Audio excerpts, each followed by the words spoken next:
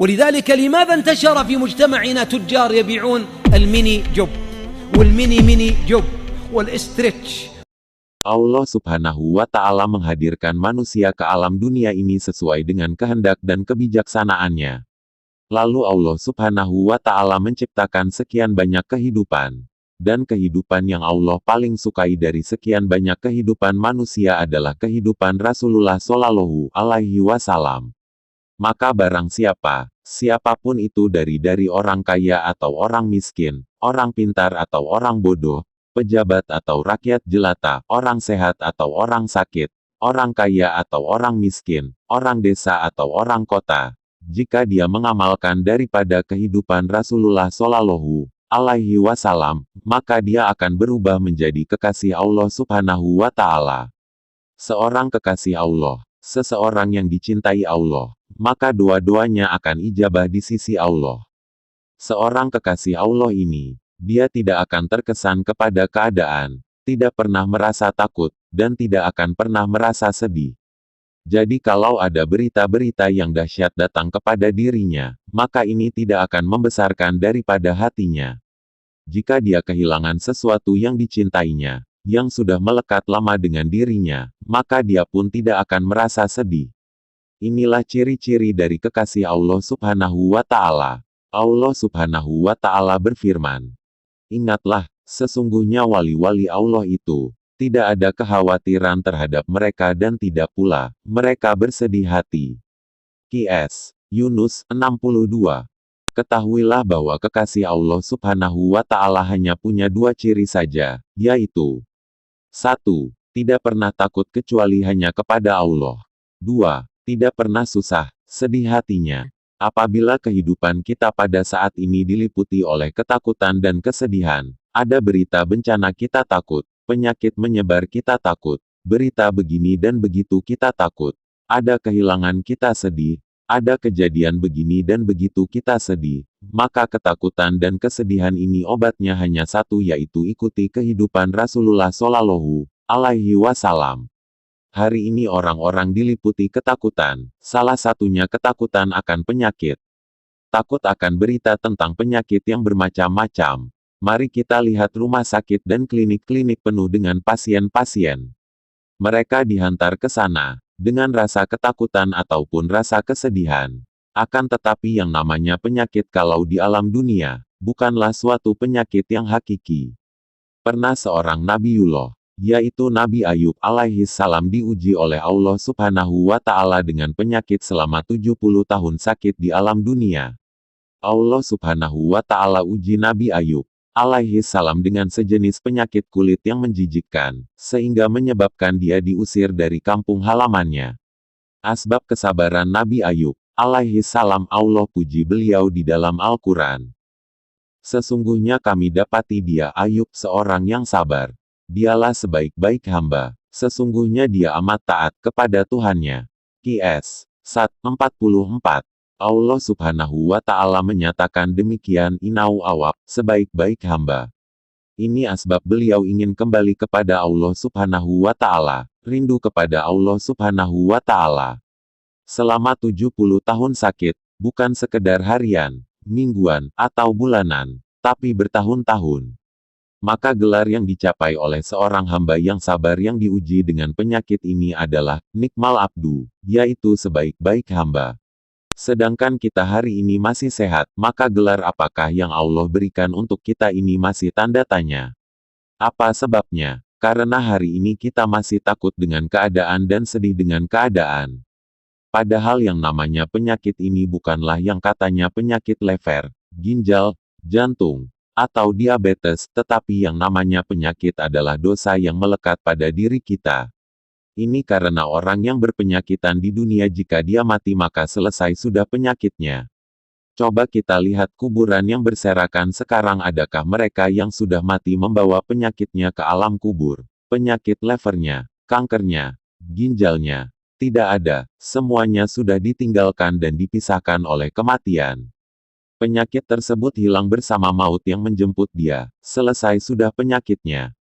Akan tetapi kalau dosa, suatu penyakit, yang apabila kita tidak obati ketika kita masih hidup, maka penyakit ini akan kita bawa terus ke alam kubur, ke alam mahsyar, dan ke hari-hari di akhirat lainnya yang tidak ada putus-putusnya. Namun orang yang mengobati dosa ketika dia masih hidup, maka dia akan kembali ke tempat yang baik, karena balik ke akhirat tanpa membawa penyakit. Majelis kita di malam hari ini bukanlah hanya sekedar majelis pengajian, namun termasuk majelis pengampunan, di mana orang yang hadir di malam hari ini akan mendapatkan pengampunan dari Allah Subhanahu wa Ta'ala. Bahkan ketika dia berdiri, semua keburukan-keburukan yang lalu akan Allah gantikan dengan kebaikan-kebaikan dari sisi Allah Subhanahu wa Ta'ala.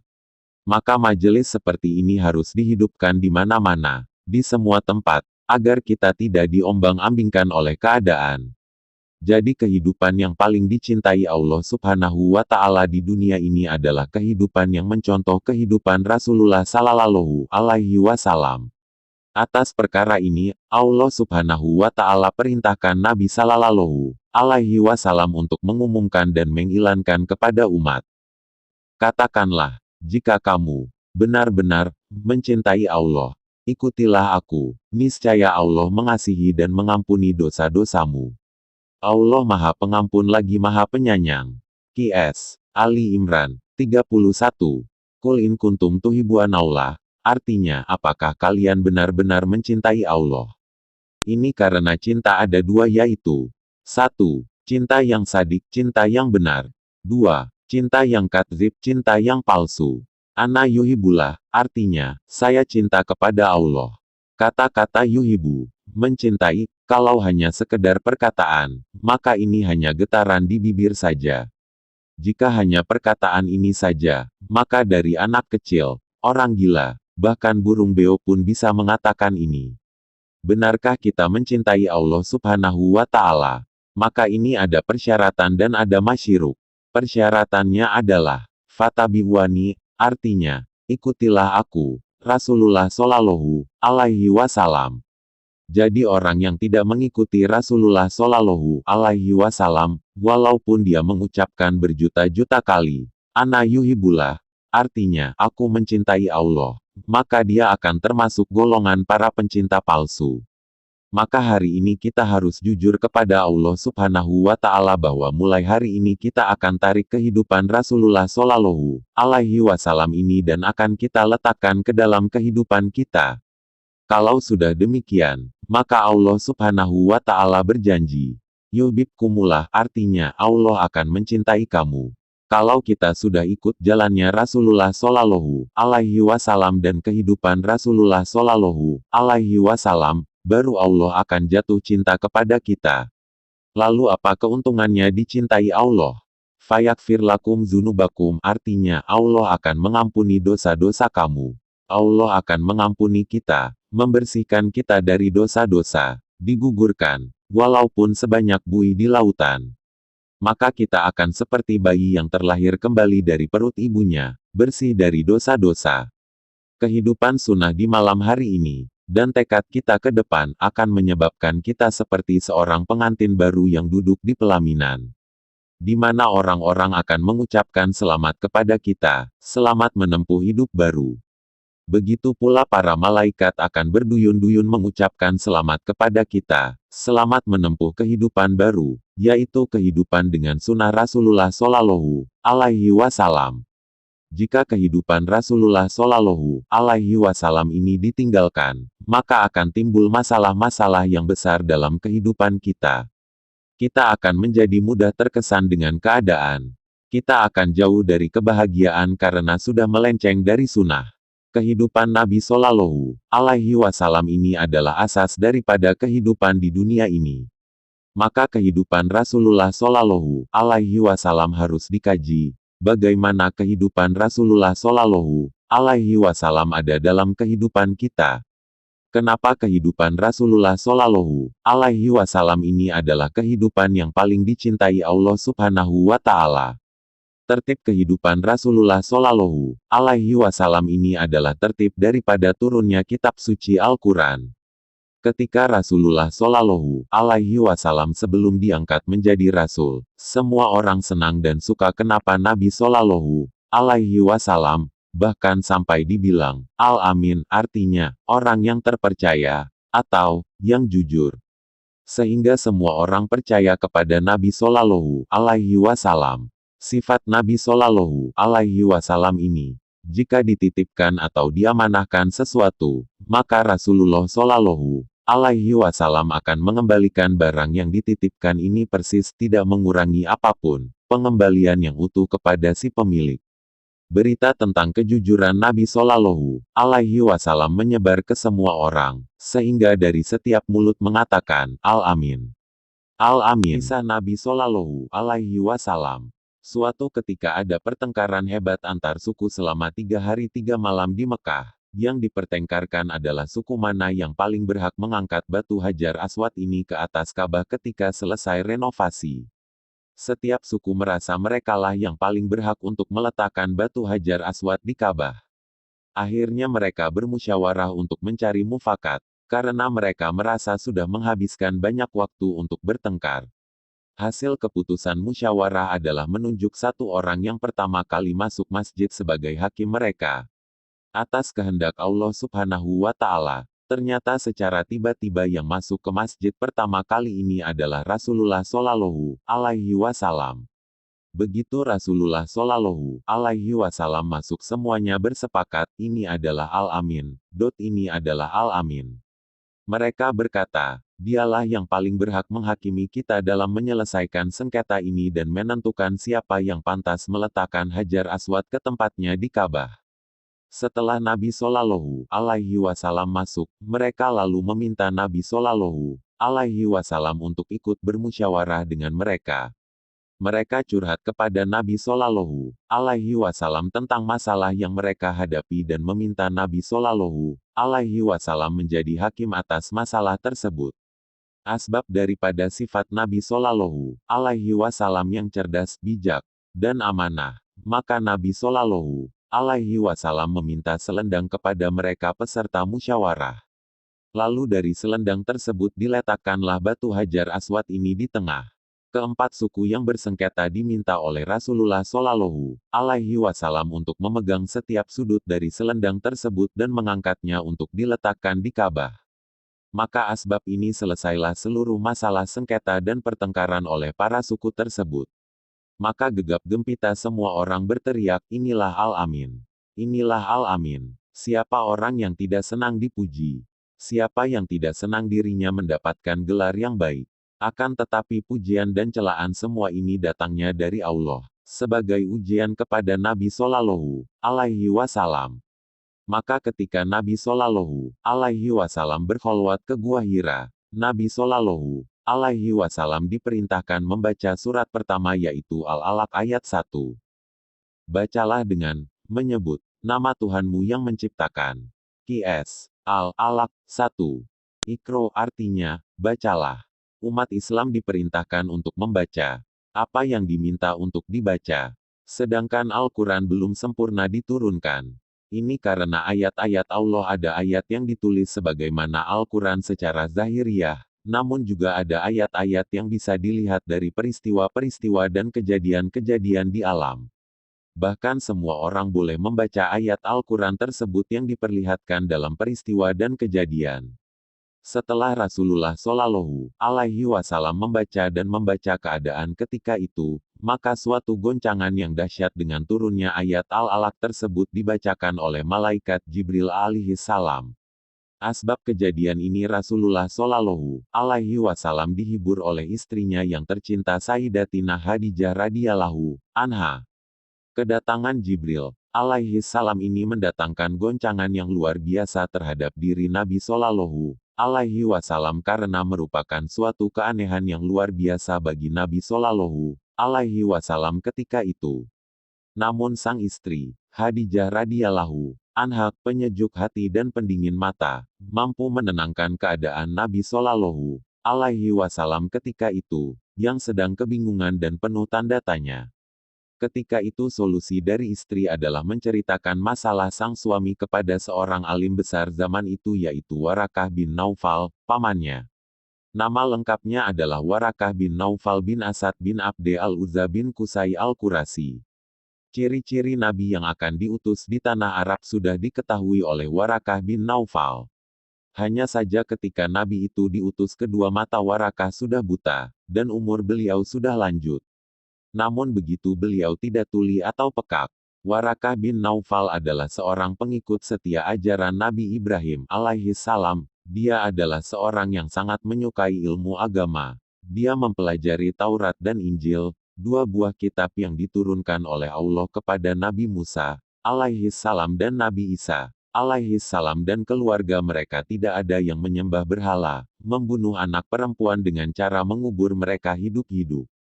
Mereka tidak mengikuti tradisi jahiliyah tersebut. Seluruh kejadian yang menimpa suami beliau, Rasulullah, diceritakan oleh Khadijah radhiyallahu anha sampai tuntas kepada Warakah bin Naufal. Warakah diam saja mencermati cerita tersebut. Setelah Khadijah radhiyallahu anha selesai menceritakan apa yang dialami suaminya, barulah Warakah menjawab dengan singkat dan padat. Demi Allah yang jiwa Warakah berada dalam genggamannya, jika engkau membenarkan aku wahai Khadijah, sesungguhnya telah datang kepadanya Namus Akbar, sebagaimana yang pernah datang kepada Musa, dan sesungguhnya dia nabi bagi umat ini, oleh sebab itu katakanlah kepadanya agar tetap tenang.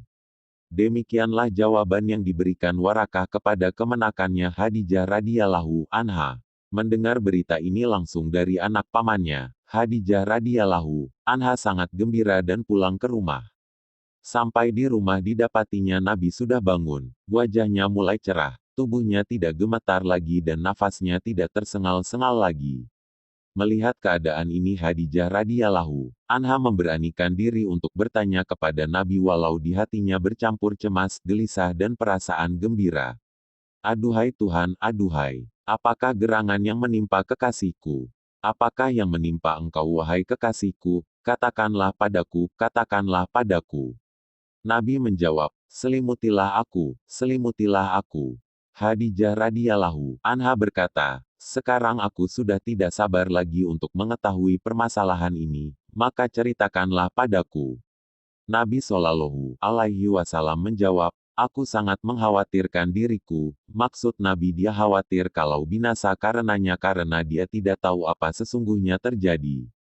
Kemudian Khadijah radhiyallahu anha menjawab, oh tidak demikian, Allah tidak akan menghinakan engkau selama-lamanya, karena engkau selalu menyambung tali silaturahim, dan menanggung yang berat, menolong yang susah, mencarikan pekerjaan bagi merek.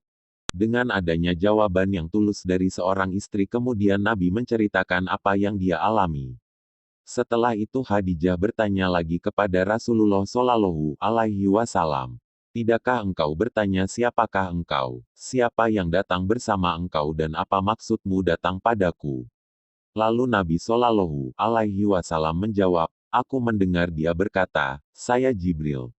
Saya akan datang kepada engkau untuk menyampaikan risalah Tuhanmu.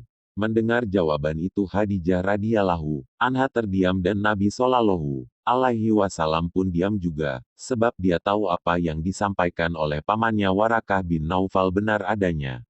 Suaminya detik ini adalah seorang nabi. Ada perasaan gembira di hatinya. Setelah badan Nabi Shallallahu alaihi wasallam telah segar bugar kembali dengan tidak kurang satu apapun, Khadijah radhiyallahu anha mengajak beliau ke rumah Warakah agar penjelasan ini didapat beliau secara langsung dari Warakah. Sampai di rumah, Khadijah radhiyallahu anha berkata kepada Warakah, hai anak lelaki pamanku, dengarkanlah apa yang hendak dikatakan anak lelaki saudaramu. Warakah berkata, hai anak lelaki saudaraku, apa yang engkau lihat? Lalu Nabi Shallallahu alaihi wasallam menceritakan apa yang dialaminya. Jawab Warakah, suci-suci. Hai anak lelaki saudaraku, ini adalah rahasia paling besar yang pernah Allah turunkan kepada Nabi Musa. Oh mudah-mudahan aku dapat kembali menjadi muda dan kuat, mudah-mudahan aku masih hidup kelak kaummu akan mengusirmu. Lalu Nabi Shallallahu alaihi wasallam bertanya, apakah kaumku akan mengusirku? Ya, sama sekali tidak ada seorang yang datang dengan membawa apa yang engkau bawa melainkan ia dimusuhi.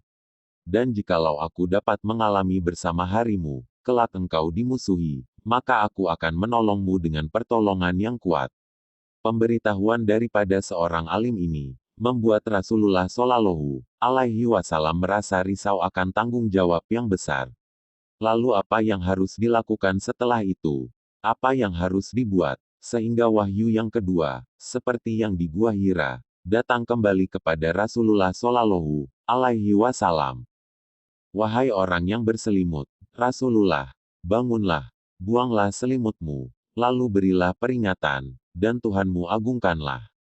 Qs. Al-Mudassir 1-3. Semenjak saat itu keadaan berubah dalam diri Nabi Shallallahu Alaihi Wasallam. Beliau bergerak tidak henti dan tidak letih mendatangi setiap manusia, mengetuk setiap pintu, menelusuri lorong-lorong, menyampaikan agama Allah.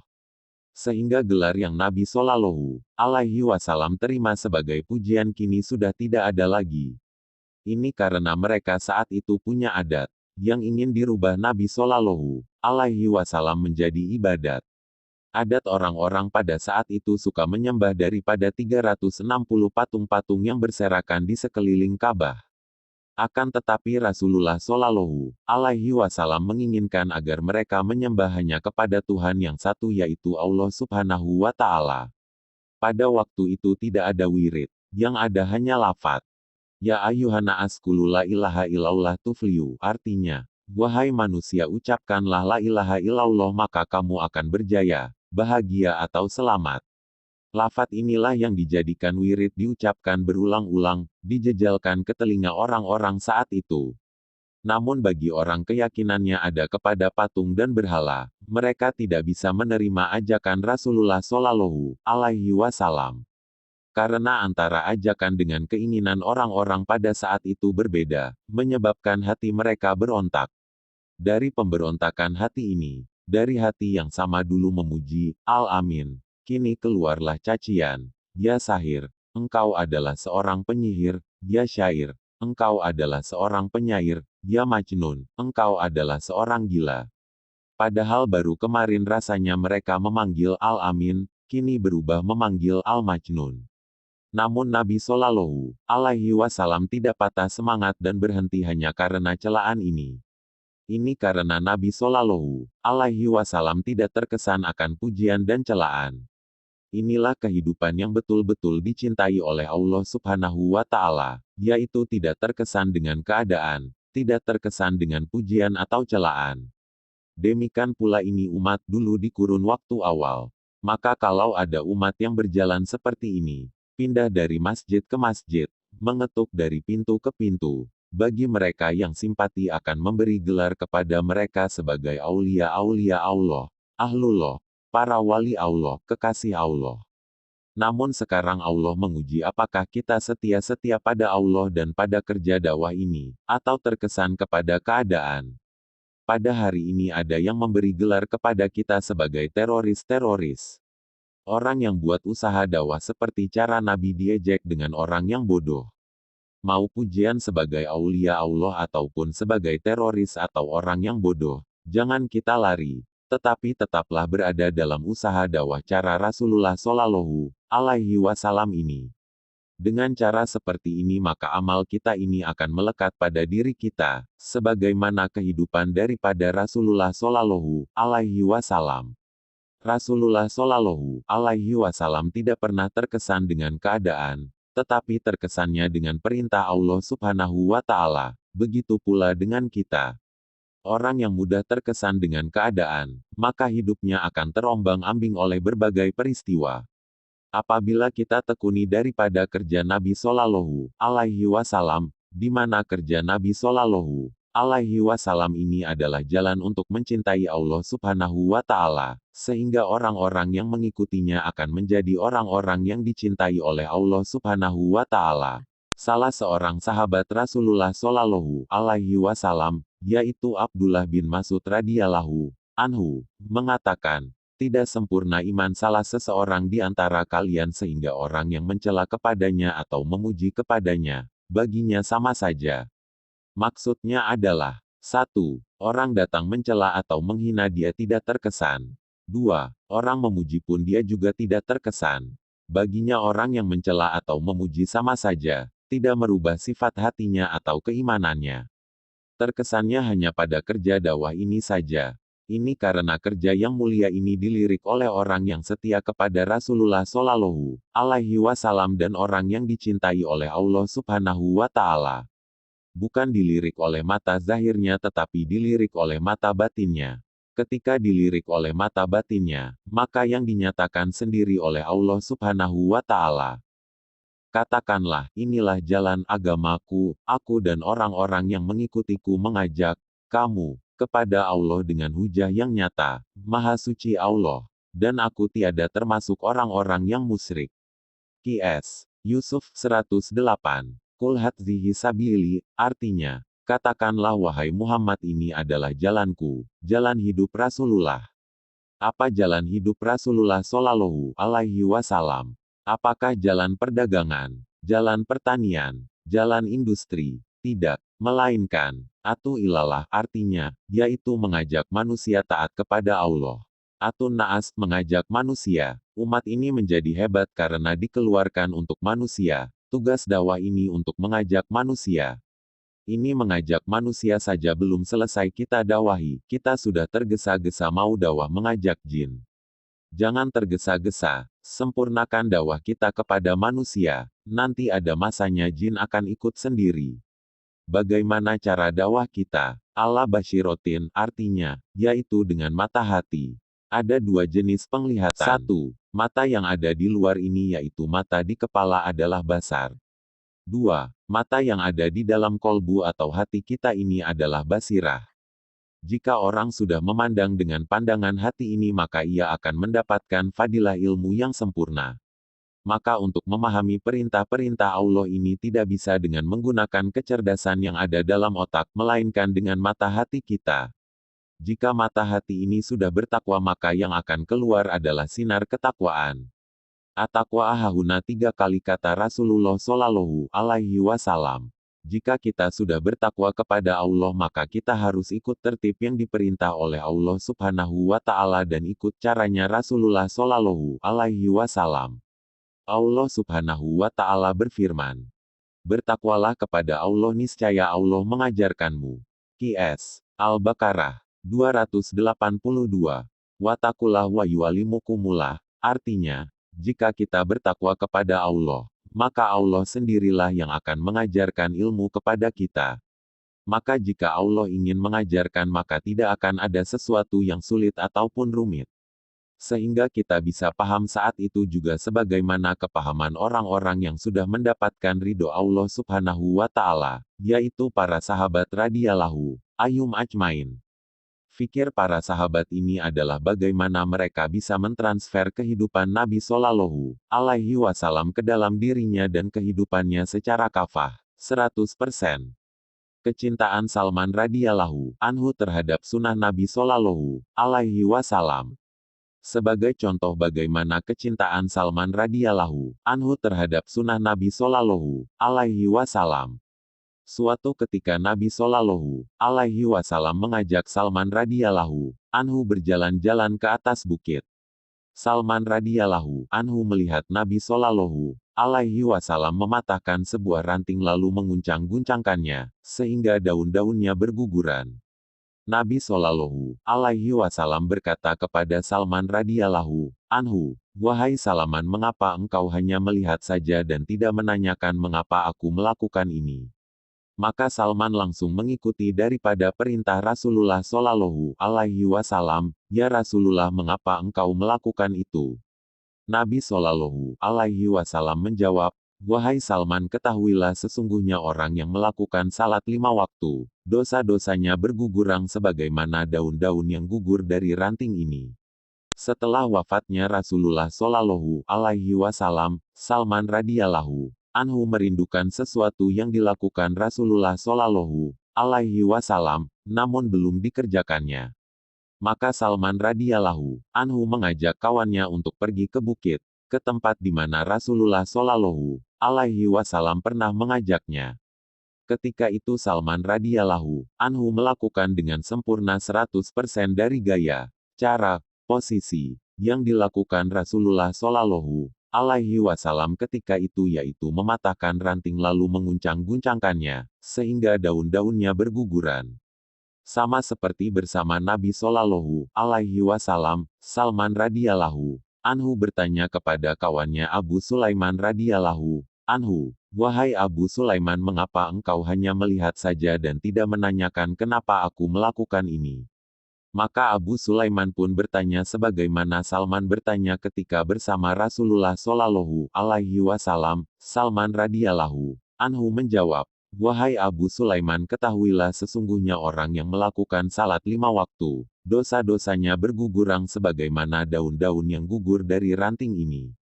Waktu atau kurun boleh berlalu, tahun boleh berganti, tetapi sunnah Rasulullah Shallallahu Alaihi Wasallam harus hidup sampai kehidupan ini berhenti." Hari ini kehidupan dan jalan Rasulullah Shallallahu Alaihi Wasallam ada di depan mata kita, namun bagaimana kita bisa melihatnya dengan mata hati kita? Kalau kita hanya melihat dengan mata zahir kita, maka ini tidak akan mampu menangkap kemuliaannya. Mata zahir kita ini rentan dengan berbagai tipuan zahiriah yang bisa berubah-ubah kenyataannya.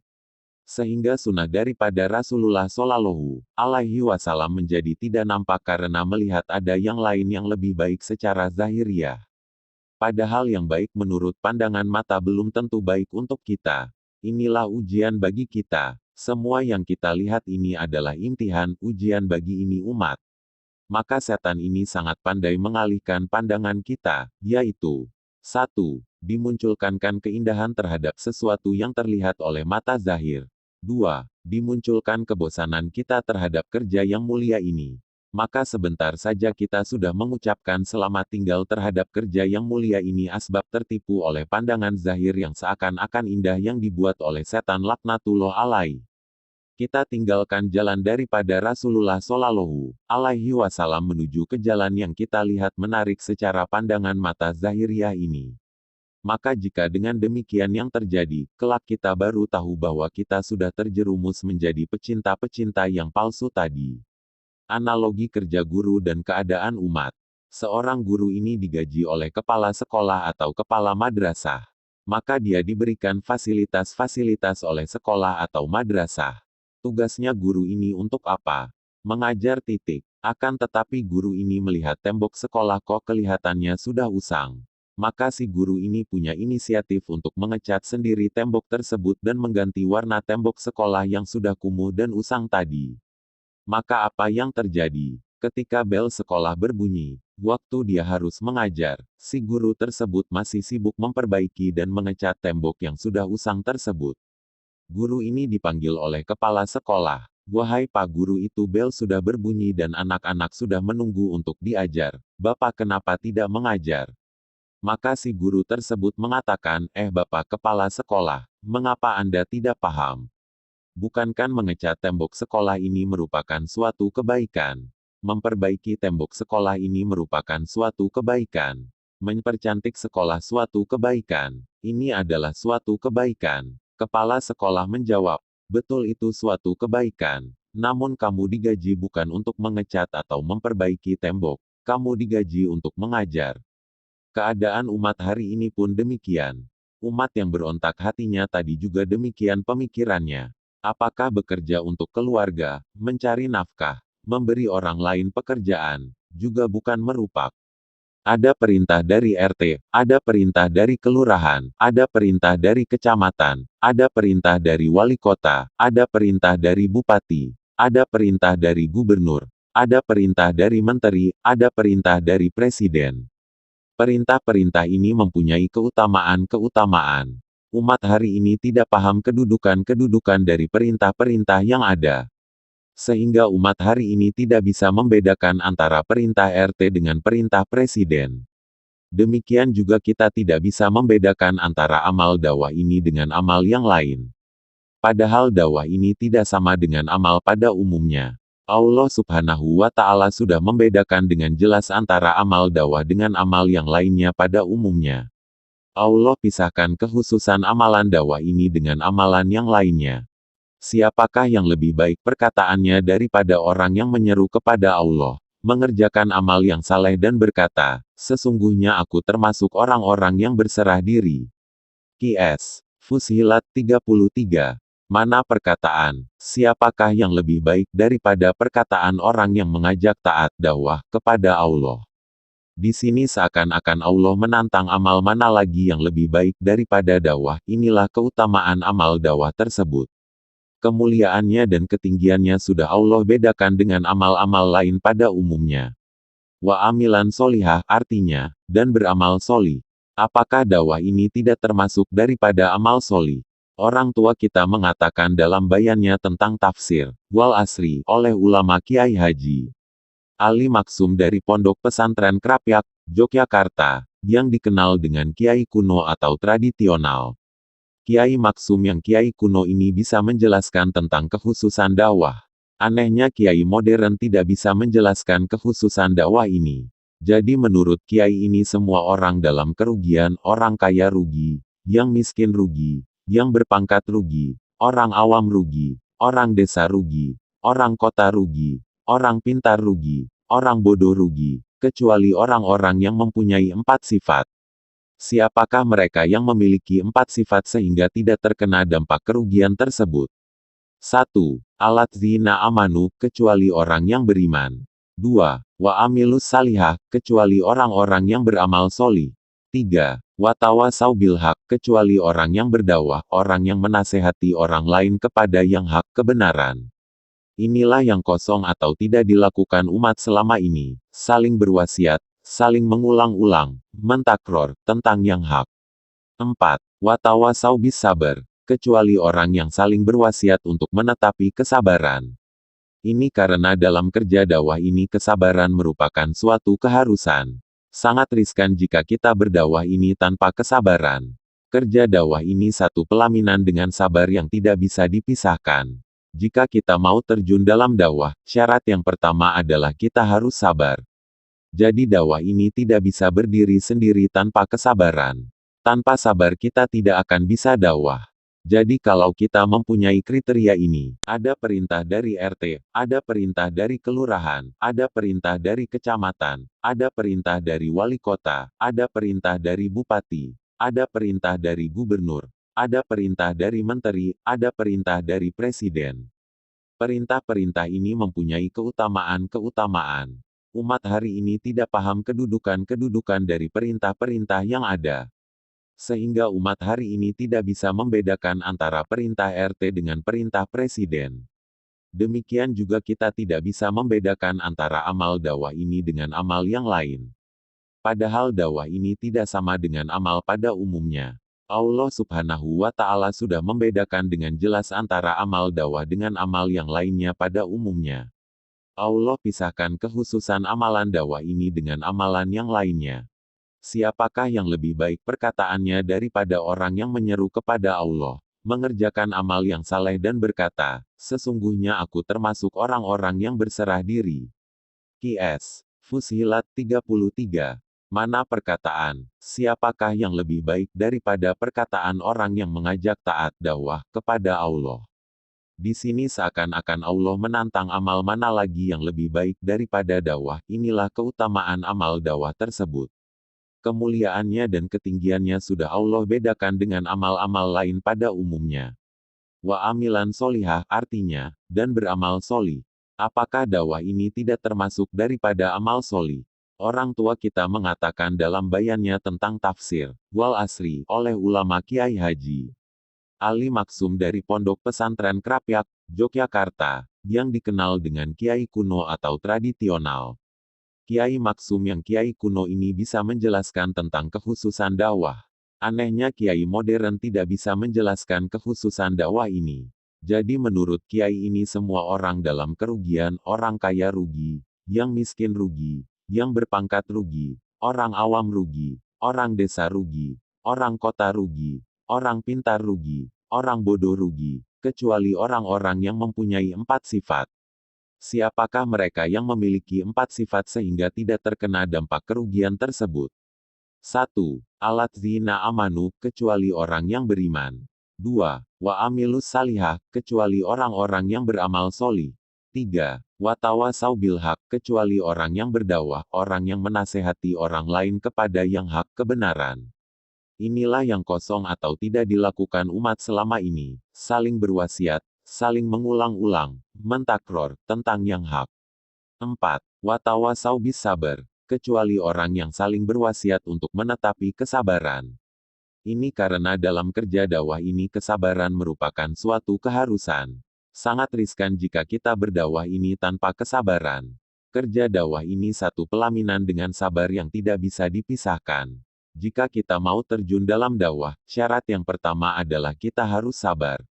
Jadi dakwah ini tidak bisa berdiri sendiri tanpa kesabaran. Tanpa sabar kita tidak akan bisa dakwah. Jadi kalau kita mempunyai kriteria ini, 1.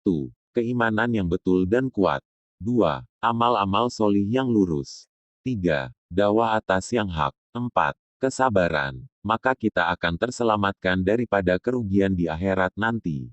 Inilah kekhususan dakwah yang dijelaskan oleh Kiai Ali Maksum tersebut. Dakwah ini adalah induk dari segala hasanat, umul hasanat. Induk dari segala kebaikan ini adalah dakwah.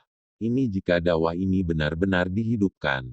Kisah Rabiah Al-Adawiyah. Seorang wanita tetapi dia membawa fikir dakwah, maka dia tidak akan terkesan dengan pandangan-pandangan zahir, walaupun dia miskin tidak memiliki apa-apa di rumahnya.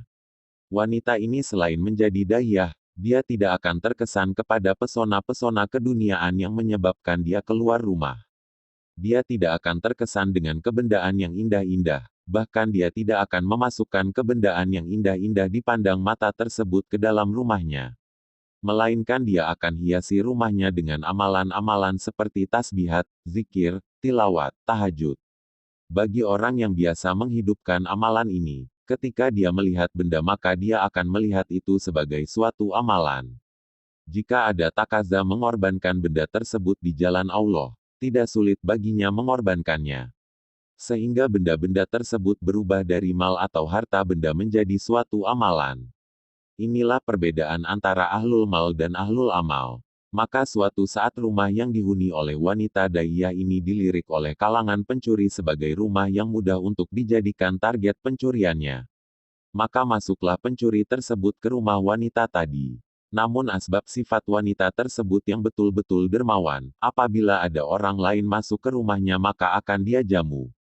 Namun kali ini yang masuk adalah seorang laki-laki yang maling, pencuri. Sehingga dari balik tirai hijab, yang memisahkan pandangan atau tempat laki-laki dan perempuan, si wanita ini memandang dengan mata hatinya. Sehingga wanita ini tahu apa yang diinginkan daripada si pencuri tadi. Maka si wanita ini katakan dari balik hijab, "Wahai pemuda, sesungguhnya kamu tidak akan mendapatkan apa yang engkau cari di dalam rumah ini. Namun di sebelah kananmu itu ada kendi yang berisi air. Berwudulah lalu salatlah 2 rakaat. Mintalah kepada Allah, maka Allah akan memberikan apa yang kamu cari di sini." Mendengar suara dari wanita solihah ini mampu membuat seorang laki-laki ini ketakutan. Inilah bahwa suara dari seorang perempuan yang mampu menundukkan seorang laki-laki, sehingga si maling ini mengambil air dari kendi tersebut dengan penuh ketakutan untuk berwudu dan salat 2 rakaat. Ketika si maling ini salat, si wanita ini pun berdoa, "Ya Allah, telah masuk ke rumahku seorang pemuda, untuk mencari sesuatu yang dia tidak dapatkan di sini. Ya Allah, kini pemuda tersebut sedang mengetuk pintu rahmat-Mu, maka berikanlah apa yang dia cari dan bukakanlah pintu rahmat-Mu." Sebelum pemuda maling tadi mengucapkan salam, serta-merta terdengar ketukan pintu dari luar rumah wanita tadi. Maka si wanita tersebut bertanya, "Siapa gerangan di luar?" Si pengetuk pintu tadi menjawab, "Saya adalah utusan raja, saya diperintahkan raja untuk membawa hadiah yang banyak untukmu. Harap diterima pemberian ini." Maka wanita tersebut menjawab, "Jika hadiah itu berupa kebendaan-kebendaan maka jangan masukkan ke rumahku, karena aku sudah terbiasa tidak membawa kebendaan-kebendaan masuk ke dalam rumahku. Letakkan saja di depan halaman rumahku." Maka si wanita tadi berkata kepada pemuda maling tersebut, "Wahai pemuda yang masuk ke rumahku, sesungguhnya engkau sudah mengetuk pintu Allah Subhanahu wa Ta'ala. Sekarang lihatlah apa yang Allah telah kirimkan kepadamu. Di depan pintu halamanku engkau bisa mencari apa yang engkau inginkan." Maka ketika si pemuda pencuri ini keluar dari rumah, Dia dapatkan di depan rumah harta yang sangat banyak diberikan dari kerajaan di depan matanya.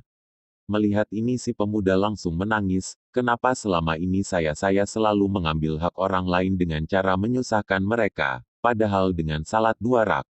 Allah Subhanahu wa Ta'ala lanjutkan dalam firman-Nya, Urijat linas artinya, yang dikeluarkan untuk semua manusia.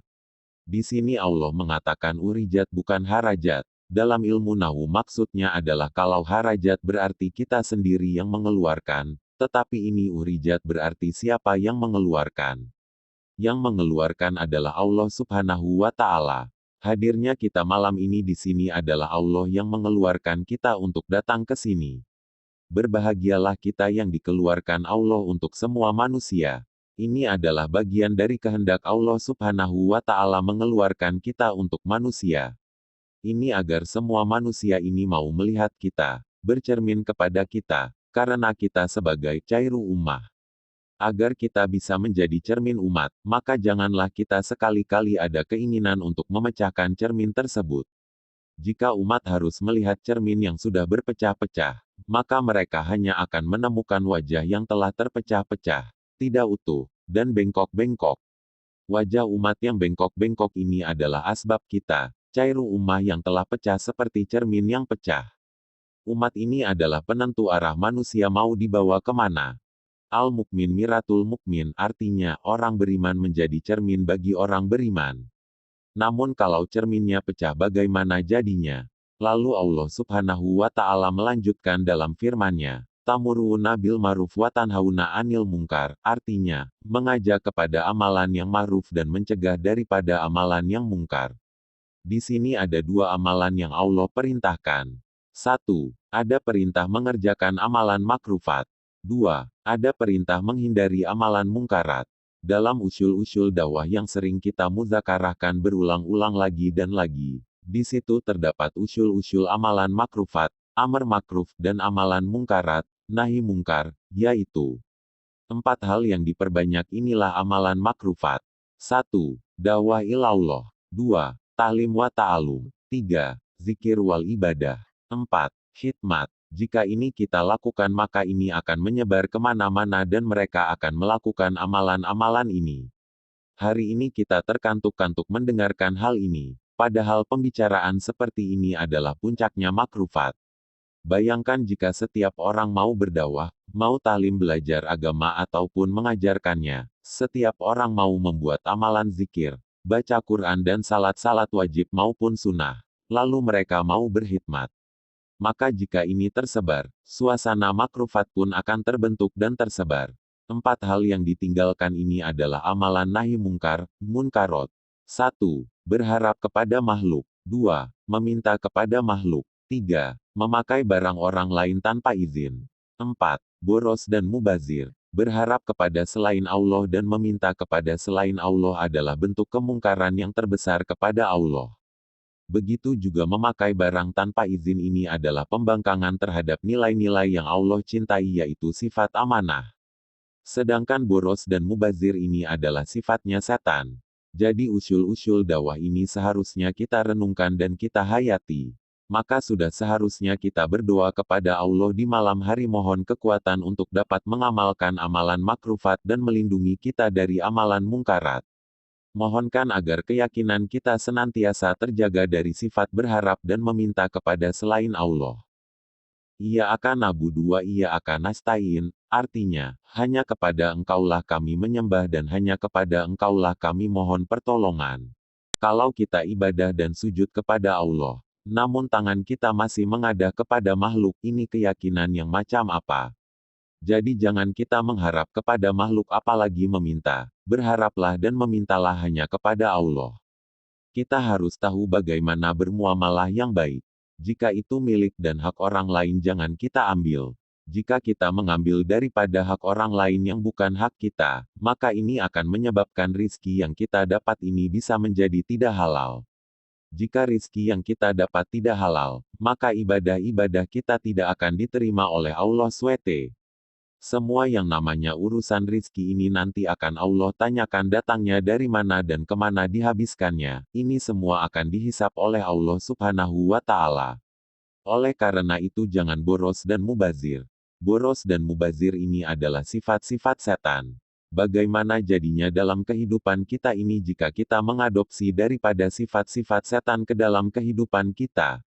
Naudzubillah min zalik. Untuk bisa mendapatkan 4 amalan makruf ini dan menghindari 4 amalan mungkarat maka hanya bisa dengan pertolongan Allah Subhanahu wa Ta'ala saja, yaitu dengan doa. La haula wala quwata illa billahil aliyil atim, artinya, tidak ada dan kekuatan selain pertolongan daripada Allah yang maha tinggi dan maha agung.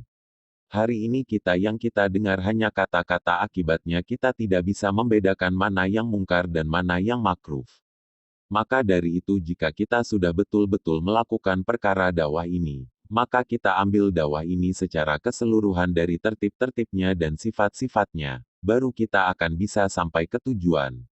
Ulama katakan, men ara adal usyul fa'alaihi bil usyul. Artinya, siapa yang ingin sampai maka dia harus menyempurnakan usyul dan tertib-tertibnya. Kita ingin sampai tapi tidak mau tertib, maka yang akan terjadi kita akan jalan di tempat dan tidak akan sampai-sampai. Maka bukan 4 bulan, 40 hari, 3 hari, ini hanya kejar tanggal untuk menaikkan nilai kita saja. Namun jika kita ingin sampai ke tujuan maka seluruh kehidupan kita harus kita curahkan pada kerja ini, dan tidak terkesan dengan keadaan. Kegigihan Nabi Shallallahu Alaihi Wasallam mempertahankan kerja dakwah dari godaan dunia. Bagaimana gigihnya Rasulullah Shallallahu Alaihi Wasallam mempertahankan kerja ini dari berbagai macam ujian dan keadaan.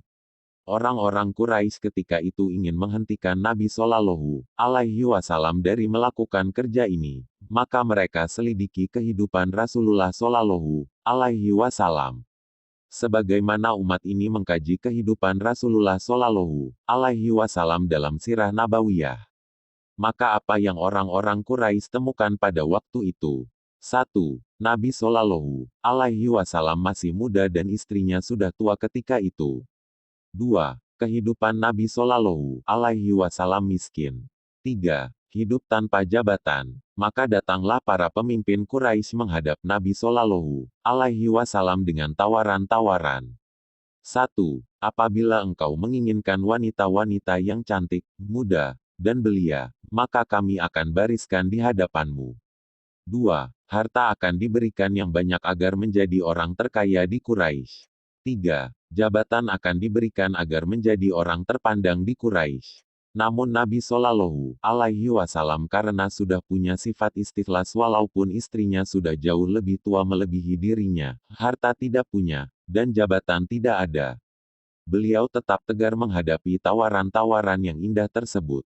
Apa kata Nabi Shallallahu Alaihi Wasallam? Walaupun kalian mampu memberikan bulan di tangan kananku dan matahari di tangan kiriku, supaya saya tinggalkan kerja dakwah, maka saya tidak akan tinggalkan selama-lamanya walaupun hanya sekejap mata. Nabi Shallallahu Alaihi Wasallam jika hanya ingin hidup untuk dirinya sendiri maka dia bisa hidup dengan nyenyak. Kalau yang dipikirkan hanya untuk keluarganya saja, maka dia bisa hidup enak dan nyaman dengan tawaran-tawaran tersebut.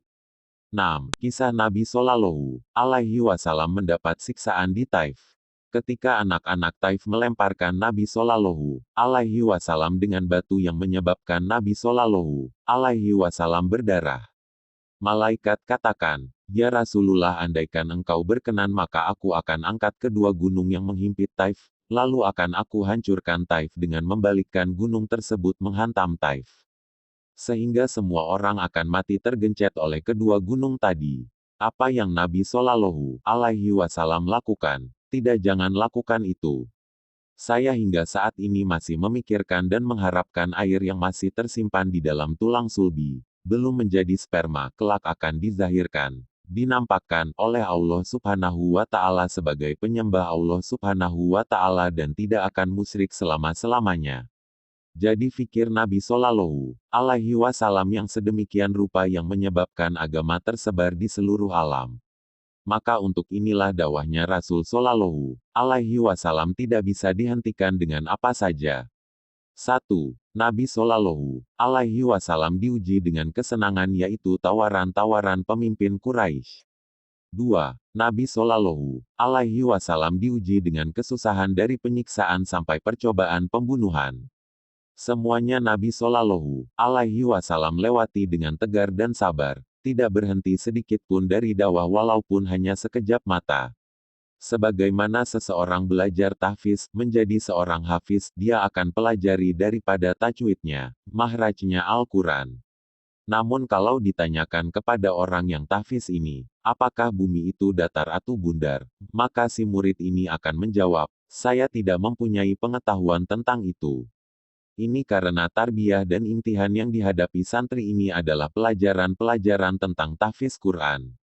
Jadi tidak perlu membaca daripada buku-buku yang menjelaskan bahwa bumi ini datar atau bundar.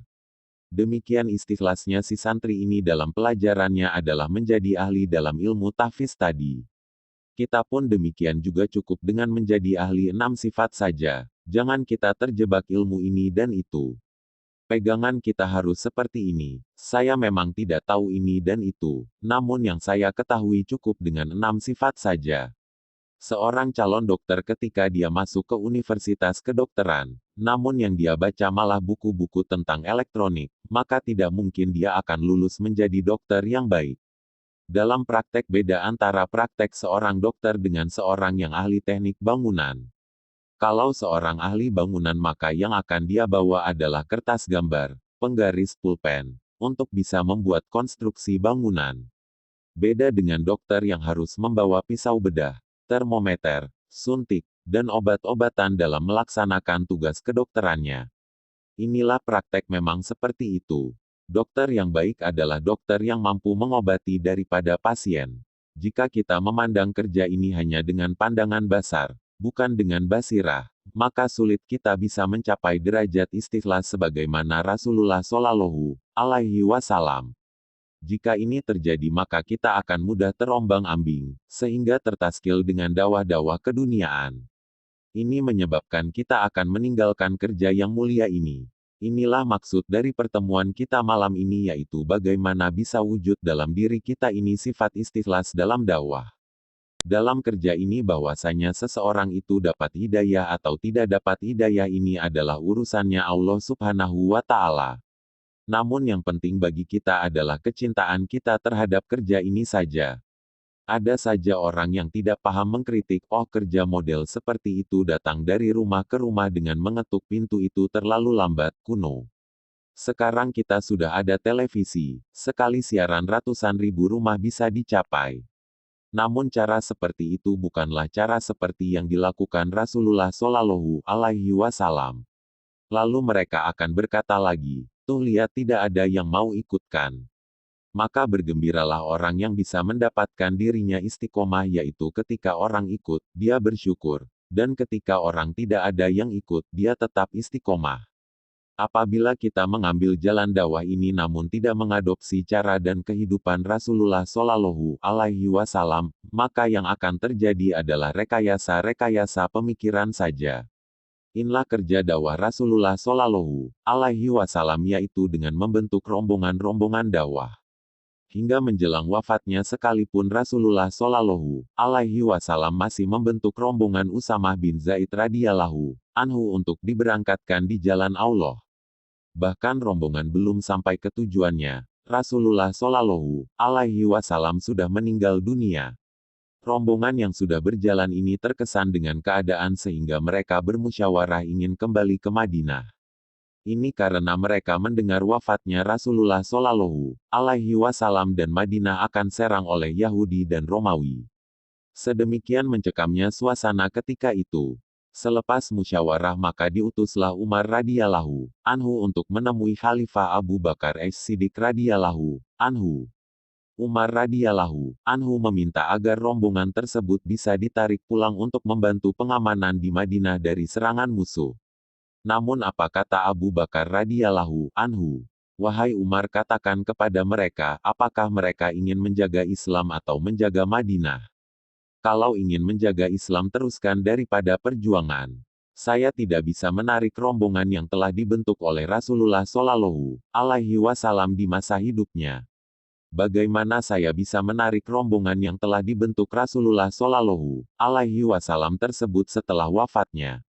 Umar radhiyallahu anhu lalu berkata, kalau begitu nanti bagaimana dengan nasib istri-istri Rasulullah Shallallahu Alaihi Wasallam jika diserang oleh Romawi?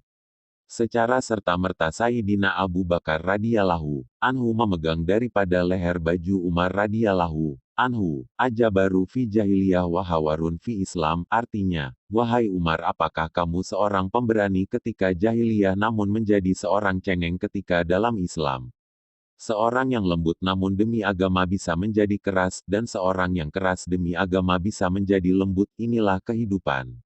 Abu Bakar radhiyallahu anhu paham walaupun rombongan tersebut kembali tidak akan mampu melindungi daripada istri-istri Rasulullah Shallallahu Alaihi Wasallam. Ini karena penjaga yang sebenarnya ini adalah Allah Subhanahu wa Ta'ala. Perintah dari rombongan Usamah ini sudah dikeluarkan langsung oleh Rasulullah untuk berangkat di jalan Allah, bukan untuk melindungi daripada istri-istri Rasulullah Shallallahu Alaihi Wasallam.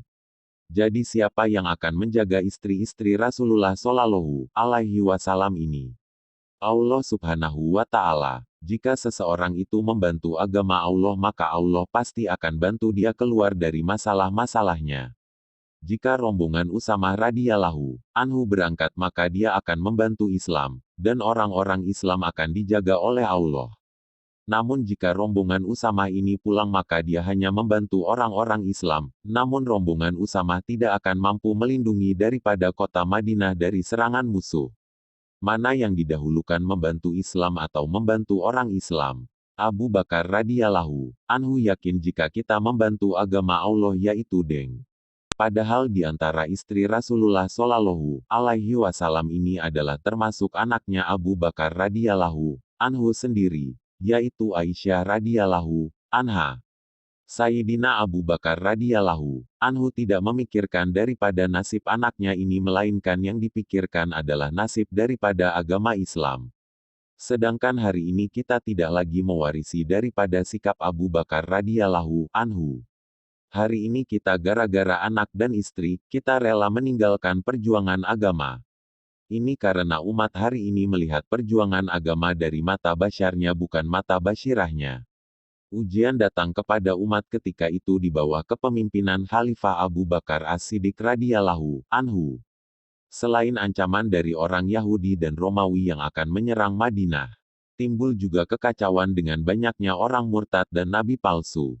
Namun dalam sejarah tidak ada tercatat di antara para sahabat radhiyallahu anhu yang mendampingi Nabi Shallallahu Alaihi Wasallam dalam perjuangan agama, ada yang murtad, satupun tidak ada yang murtad. Ini karena yang murtad ini adalah daripada orang-orang yang baru masuk Islam dan pemahamannya masih membawa pemikiran-pemikiran lama. Apa itu pemahaman pemikiran lama? Yaitu bahwa pertolongan Allah ini hanya ada bersama nabinya, bukan bersama umatnya. Jadi ketika nabinya wafat, maka pertolongan Allah berhenti bersama nabinya, tidak bersama umatnya. Dasar pemahaman pemikiran lama. Ketika Bani Israel bersama-sama Nabi Musa alaihi salam terpojok ketika menghadapi kejaran Firaun dan bala tentaranya. Di depan mereka ada lautan jalan buntu, sedangkan di belakang mereka ada tentara Firaun yang siap menghabisi mereka. Kaum Bani Israel berkata, kita akan tertangkap, kita akan tertangkap. Nabi Musa alaihi salam malah mengatakan, tidak, sekali-kali tidak. Kita tidak akan tertangkap. Ini karena Nabi Musa alaihi salam melihat situasi dengan pandangan basyirahnya, bukan dengan pandangan basyarnya seperti yang dilakukan Bani Israel. Nabi Musa alaihi salam mampu dengan basyirahnya melihat yang tidak terlihat oleh basar, pandangan mata. Apa kata Nabi Musa alaihi salam? Musa menjawab, sekali-kali tidak akan tersusul, sesungguhnya Tuhanku besertaku, kelak dia akan memberi petunjuk kepadaku. Qs. Asi Syuara 62. Inamaya Rabi Sayahdin, artinya, sesungguhnya Allah SWT, Tuhanku bersama aku. Namun Tuhan tidak bersama mereka, Bani Israel, tafsirnya begitu. Ini karena pada waktu itu yang dakwah hanya nabinya saja yaitu Musa alaihi salam, sedangkan umatnya tidak ikut berdakwah. Maka dai itu selamanya bersama Allah Subhanahu wa Ta'ala. Not penulis. Dasar pemahaman pemikiran baru. Inilah bedanya umat terdahulu dengan umatnya Rasulullah SAW. Umat terdahulu adalah umat yang abid karena tidak mendapatkan perintah dakwah.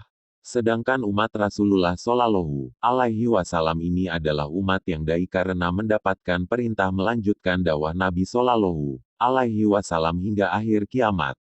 Sedangkan untuk umat ini ketika Rasulullah Shallallahu Alaihi Wasallam dalam pengejaran kafir Quraisy bersama Abu Bakar radhiyallahu anhu terjebak di Gua Sur, dalam keadaan mencekam Nabi Shallallahu Alaihi Wasallam katakan, "La tahzan innallaha ma'ana," artinya, jangan khawatir, Allah Subhanahu wa Ta'ala bersama kita. Ini karena Allah Subhanahu wa Ta'ala bersama Rasulullah Shallallahu Alaihi Wasallam dan Abu Bakar radhiyallahu anhu yang seorang dai. Berbeda perkataan Musa alaihi salam kepada umatnya yang abid. Secara tata bahasa kita bisa melihat perbedaan pemikiran lama dan pemikiran baru, yaitu letaknya adalah dalam pertolongan Allah Subhanahu wa Ta'ala. 1. Inna ma'iyya Rabbi sayahdin, artinya, sesungguhnya Allah Subhanahu wa Ta'ala, Tuhanku bersama aku. Pemahaman pemikiran lama, Allah bersama nabinya bukan umatnya. 1. La tahzan innallaha ma'ana, artinya, jangan khawatir, Allah bersama kita. Pemahaman pemikiran baru, Allah bersama nabi dan umatnya asbab dakwah. Pemikiran dan pemahaman yang lama ini masih terbawa oleh mereka yang baru masuk Islam, menjadi suatu prinsip bagi mereka dalam memutuskan keadaan.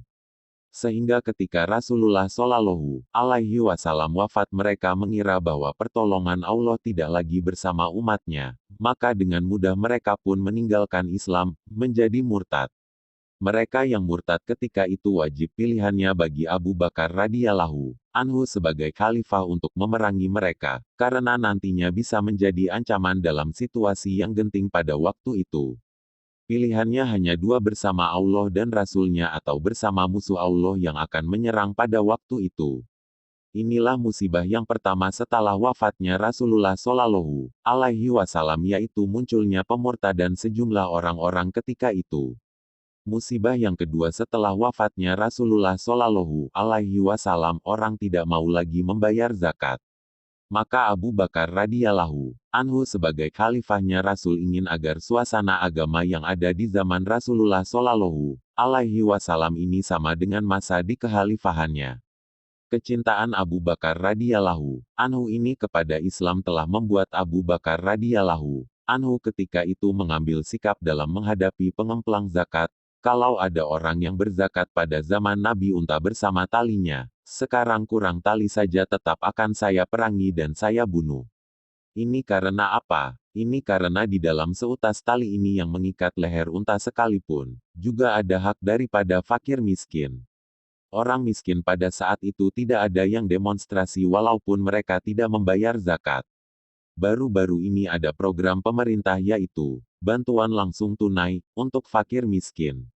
Namun yang mengantri meminta bantuan ini bukan saja dari kalangan fakir miskin saja, dari kalangan yang mampu pun ikut mengantri. Inilah kondisi kita hari ini. Sedangkan di zaman sahabat radhiyallahu anhum ajmain pada waktu itu, jangankan orang yang mampu, orang yang miskin sekalipun tidak ada yang mengemis-ngemis meminta bantuan. Pada waktu itu seolah-olah tidak ditemukan keluarga yang miskin, padahal ada. Ini karena apa? Orang yang tidak tahu betul-betul keluarga si fakir miskin akan mengira si fakir ini orang yang mampu, karena mereka tidak pernah menampakkan wajah susahnya, ataupun pernah mengadu kesusahan. Orang-orang seperti ini tidak pernah menampakkan wajah susahnya, tidak pernah berharap, walaupun tidak punya apa-apa. Inilah kehidupan orang-orang yang telah diridhoi Allah Subhanahu wa Ta'ala. Khalifah ketika itu Abu Bakar radhiyallahu anhu lebih tahu akan